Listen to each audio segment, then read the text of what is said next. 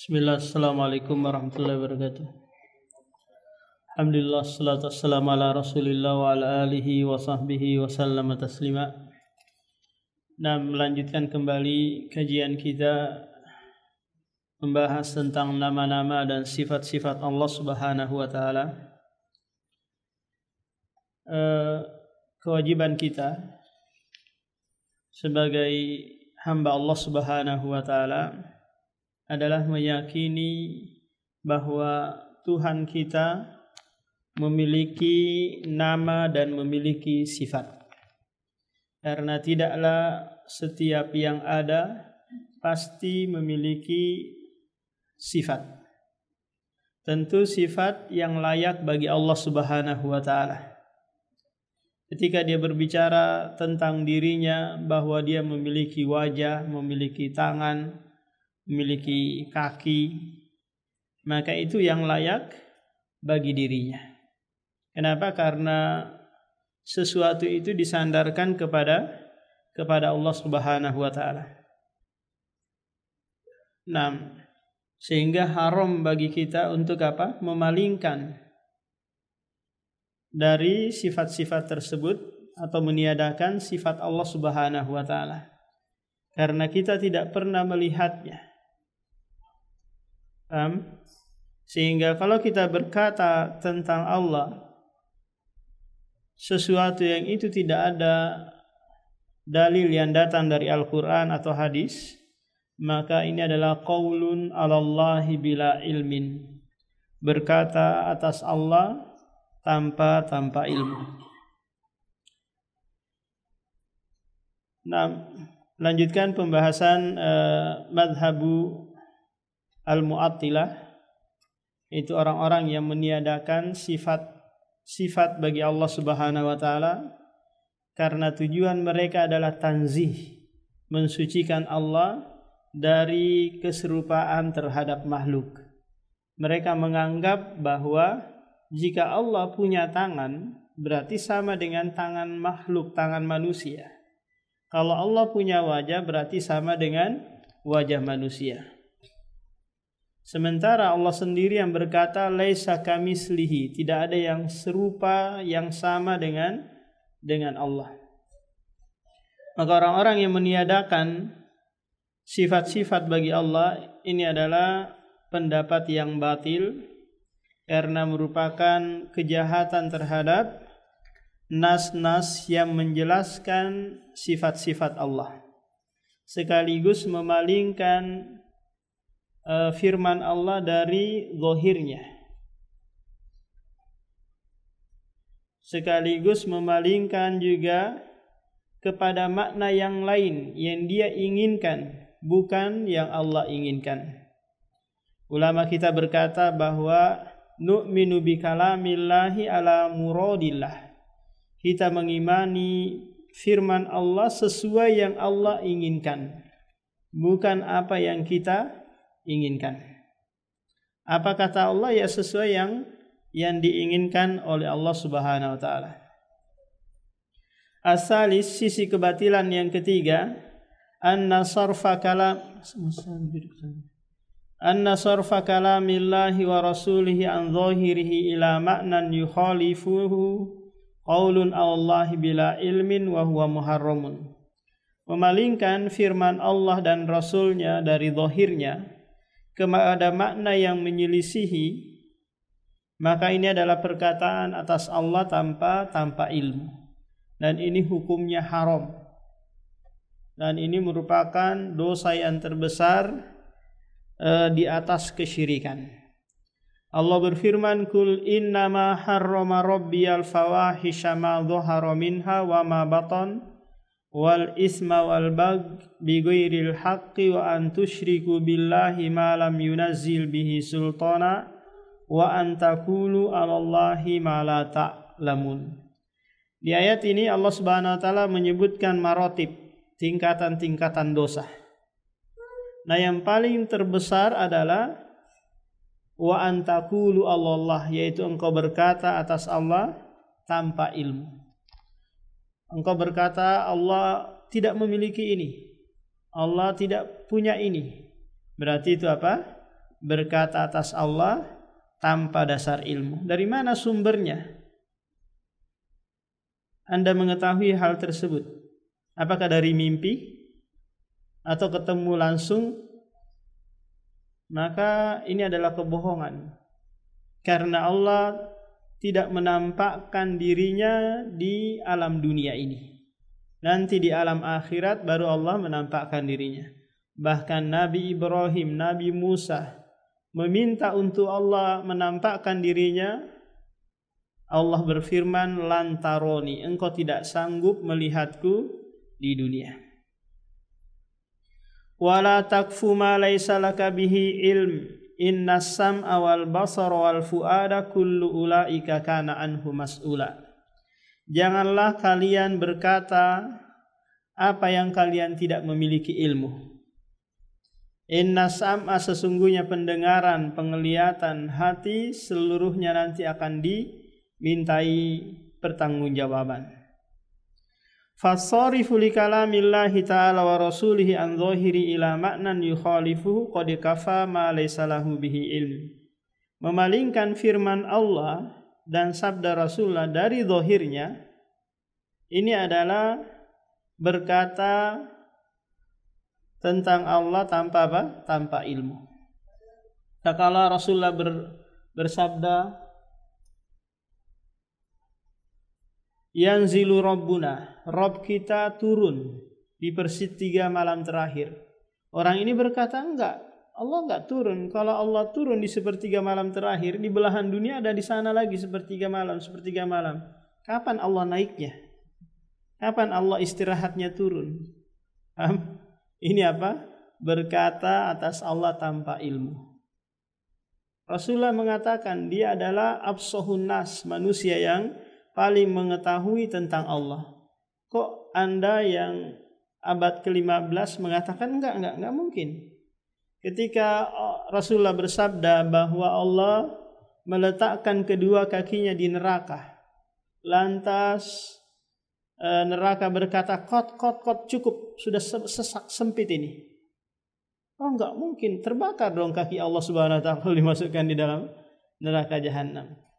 Ini semua adalah mabniun ala dzunun, dibangun di atas prasangka, bukan di atas ilmu. Wa qala 'ala Allahi ma la ya'lamu min wajhaini. Berkata atas Allah apa yang dia tidak ketahui ini dari dua sisi. Sisi yang pertama, annahu zama annahu laisal muradu bi kalamillahi ta'ala wa rasulihi kadza. Ma'annahu dhahirul kalami. Dia menyangka bahwa yang diinginkan dari firman Allah itu dan sabda Rasulnya bukan seperti itu. Padahal zahirnya seperti itu. Berarti apa? Dia lebih mengetahui daripada si pembicara. Padahal sahibud dar a'lamu bidarihi. Si pemilik rumah itu lebih paham tentang rumahnya daripada orang lain kan? Si pembicara lebih paham maksud pembicaraannya daripada orang lain. Sisi yang kedua, annahu za'ama annal murad bihi kadza lima'nan akhar la yadullu alaihi dhahirul kalam. Dia menyangka bahwa maksudnya adalah makna yang lain, bukan yang ditunjukkan dhahir kalam. Ini juga adalah berkata tanpa ilmu. Wa idza kana minal ma'lum an ta'ayyina ahadil ma'nayainil mutasawiyaini fil ihtimal qaulun Allahi bila ilmin fama dhannuka bi ta'yinil ma'nal marju al mukhalifi li dhahiril kalam.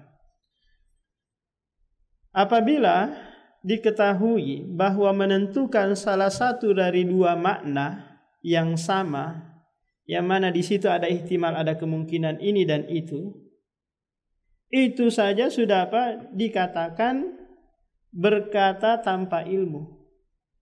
Bagaimana lagi menurutmu kalau sekiranya dia memilih makna yang lain, makna yang tidak kuat, bukan zahir kalam. Nah, kalau Allah berfirman yadullah, tangan Allah, terus dia bilang enggak, bukan tangan di situ, kekuatan. Nah, kalau Allah memerintahkan Bani Israel menyembelih sapi, enggak, bukan sapi itu, Aisyah yang disuruh sembelih itu. Ini adalah pemalingan yang tidak ada kaitannya sama sekali. Misalul dzalik, contoh dari hal itu adalah firman Allah tentang iblis. Ma mana'aka an tasjuda lima khalaqtu biyadai? Apa yang menghalangimu untuk sujud terhadap apa yang aku ciptakan dengan kedua tanganku? Orang-orang liberal berkata bahwa iblis itu adalah orang yang paling bertauhid. Kenapa? Karena disuruh sujud dia enggak mau. Menunjukkan dia bertauhid kepada Allah. Ngapain sujud kepada Adam? Padahal sujud di situ sujud penghormatan, bukan sujud ibadah. Boleh untuk zaman-zaman dulu.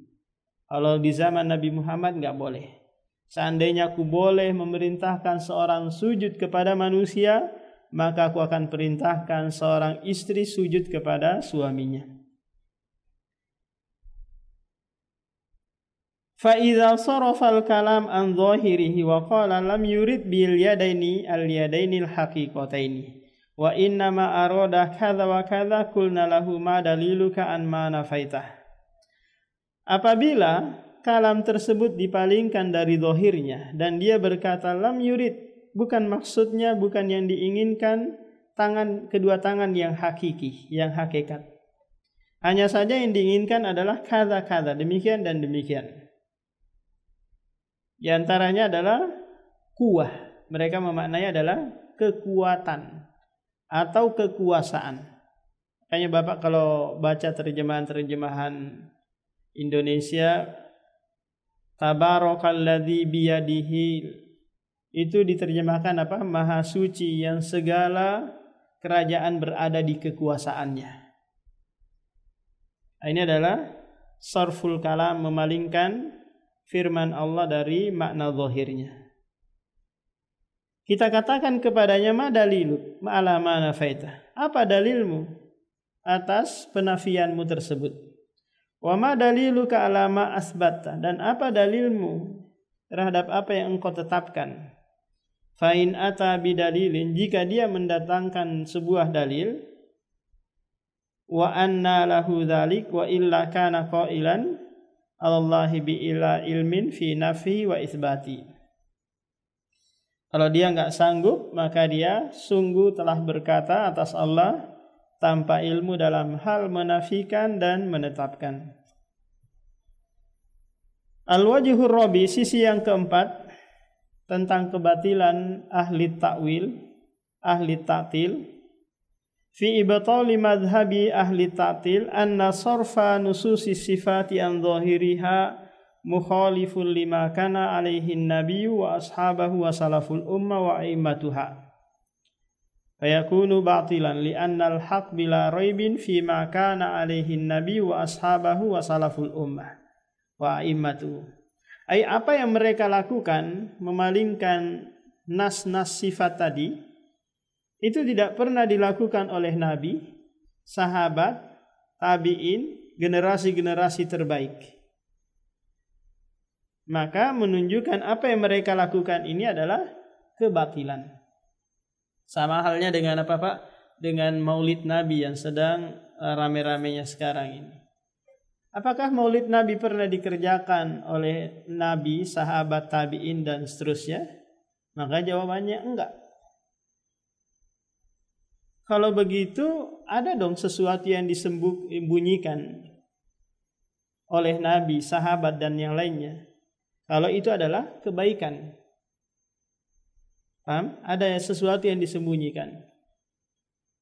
Kalau Nabi tahu itu adalah kebaikan. Kalau Nabi ternyata enggak tahu itu adalah kebaikan, berarti ada sesuatu yang tidak diketahui oleh Nabi. Kemudian Anda mengetahuinya, kemudian baru merayakannya di saat ini. Maka mereka akan terdiam, tidak bisa menjawab. Kebaikan itu pastilah sudah diajarkan oleh Nabi. Lau kana khairan lasabakuna ilaih. Seandainya itu kebaikan, niscaya sahabat tabi'in sudah mendahului kita melakukannya. Tapi tidak pernah diriwayatkan mereka merayakan sebagaimana yang dirayakan oleh kaum muslimin, rebutan telur, rebutan ini dan yang lainnya. Al-wajhul khamis ayyuqala lil mu'attili hal anta a'lamu billahi min nafsihi fasayaqulu la. Kita katakan kepada mereka yang menafikan sifat-sifat Allah, apakah engkau lebih mengetahui tentang Allah daripada dirinya? Maka dia pasti berkata tidak. Dikatakan lagi kepadanya, hal ma akhbarallahu bihi an nafsi sidqun wa haqqun. Apakah yang Allah kabarkan tentang dirinya itu benar dan hak? Maka dia berkata iya. Kalau kayak gitu, Anda jahil tentang hal tersebut. Kenapa? Karena Allah Maha mengetahui apa yang dia sampaikan, konsekuensi dari ucapannya dia. Summa yuqalu lahu hal ta'lamu kalaman afsah wa abyana min kalamillahi ta'ala fasayaqulu la.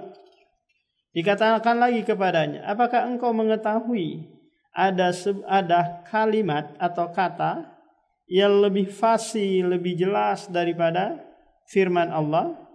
Maka dia akan berkata tidak. Kalau kayak gitu, apa yang disampaikan oleh Allah itu sudah pasti benar. Sudah pasti jelas. Karena Allah Maha mengetahui apa yang dia ucapkan. Hal summa yuqalu lahu hal tadhunnu anna Allah subhanahu ta'ala arada ayyu ammiyal haq 'alal khalqi fi hadhihi nusus liyastakhrijuhu bi ukulihim fasayaqulu la. Dikatakan lagi kepadanya, apakah kamu menyangka bahwasanya Allah itu ingin membutakan, menyamarkan kebenaran atas hambanya terhadap nas-nas ini? Kemudian kalian mengeluarkannya dengan akal-akal kalian? Maka mereka menjawab tidak. Lantas apa yang kalian keluarkan berarti adalah kebatilan. Maka kita biarkan apa yang disampaikan oleh Allah sebagaimana pengakuanmu itu adalah kebenaran. Berarti sesuatu yang engkau sampaikan adalah kebatilan. Hadza ma yuqalu lahu bi'tibari ma jaa'a fil Qur'an. Ini yang disampaikan tentang apa yang datang dari Al-Qur'an. Paham Pak? Jadi pengakuan dia bahwa Al-Quran itu ucapan Allah. Yang dia lebih tahu, lebih paham tentang apa yang dia ucapkan daripada orang lain. Apa yang dia ucapkan juga adalah kebenaran, kejujuran. Apa yang dia ucapkan adalah penjelasan kepada umat manusia tentang jalan-jalan menuju surga dan jalan-jalan menuju neraka. Kalau sekiranya ada yang disembunyikan oleh Allah Pak, maka berarti Allah ingin hambanya itu sesat, salah dalam memahami. Bukankah Allah Al-Quran itu tibyanan likulli syai', menjelaskan segala sesuatu. Amma bi'tibari ma ja'a fis sunnati fayuqalu lahu hal anta a'lamu billahi min rasulihi fasayaqulu la. Adapun yang datang dari hadis atau sunnah, dikatakan kepadanya, apakah engkau lebih paham, lebih alim tentang Allah daripada Rasulnya? Maka dia berkata tidak. Kenapa? Karena Rasulullah lebih paham apa yang diinginkan oleh Allah Subhanahu wa taala. Summa yuqalu lahu hal ma akhbara bihi rasuluhu anillah sidqun wa haqqun fasayaqulu na'am. Dikatakan lagi kepadanya, apakah apa yang Rasulullah sampaikan tentang Allah itu benar dan hak? Maka dia berkata na'am. Kalau kayak gitu wajib Anda menerima. bukan malah menolaknya. Kalau Anda meyakini itu adalah kebenaran. Summa yuqalu lahu hal ta'lamu anna ahada minan nasi afsahu kalaman wa abyanu min Rasulillah fasayaqulu la. Dikatakan lagi kepadanya, apakah engkau mengetahui bahwasanya ada seorang manusia yang lebih fasih, lebih jelas ucapannya daripada Rasulullah? Maka dia pasti akan berkata, tidak. Summa yuqalu lahu hal ta'lamu anna ahadam minan nasi ansahu li ibadihi minallah ibadillahi min Rasulillah fasayaqulu la. Dikatakan lagi kepadanya, apakah engkau mengetahui bahwa ada seorang dari kalangan manusia yang lebih menginginkan nasihat untuk hambanya daripada Rasulnya? Maka pasti dia berkata tidak. Karena Rasulullah adalah nasihul amin. Fayuqalu lahu idza kunta tukirru bidzalik.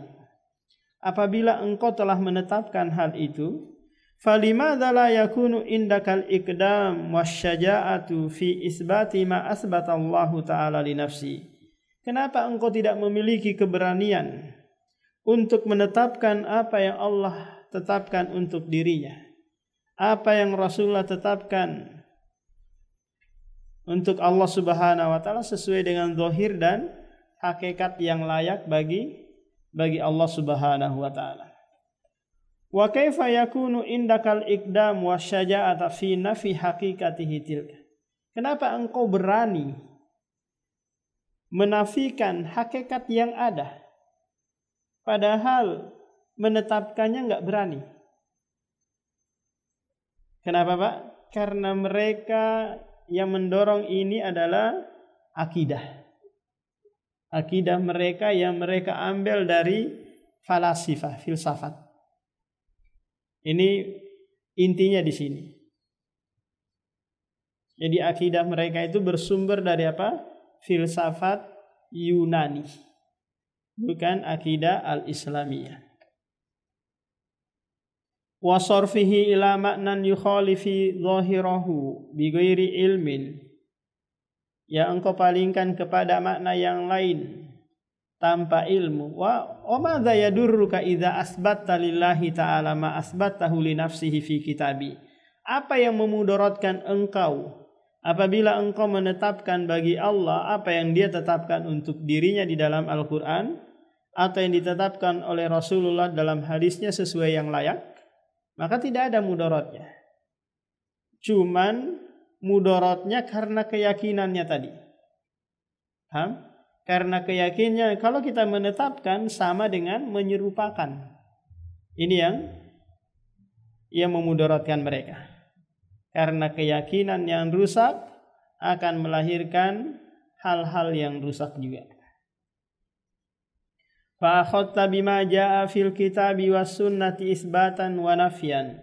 Lantas engkau mengambil apa yang datang dari Al-Quran dan Sunnah, baik penetapan maupun penafian nama-nama dan sifat-sifat Allah. Afalaysa hadza aslama laka wa aqwama li jawabika idza su'ilta yaumal qiyamah. Bukankah ini lebih selamat bagimu, lebih kokoh bagimu untuk menjawab nanti pertanyaan jika engkau ditanya pada hari kiamat, madza ajabatumul mursalin? Apa yang engkau ijabahi dari seruannya para rasul? Awalaysa sarfuka li hadhihi nususi an zahiriha wa ta'yinu ma'nan akhar mukhataratun minka? Bukankah engkau memalingkan nas-nas sifat tadi dari zahirnya?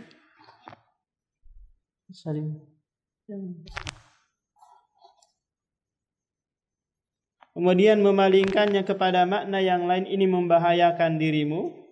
Fala allakal muradu yakunu ala takdiri jawazi sarfihi ghairu ma saraftahu ilaihi. Mungkin maksud engkau adalah membolehkan memalingkannya ghairu ma saraftahu ilaihi, selain apa yang engkau palingkan untuknya. Jadi intinya bahwa semua ini adalah kebatilan yang harus dijauhi, dan ini adalah mudarat jika tetap meyakini hal tersebut. Demikian subhanakallah wa bihamdik, asyhadu an la ilaha illa anta, astaghfiruka wa atubu ilaik.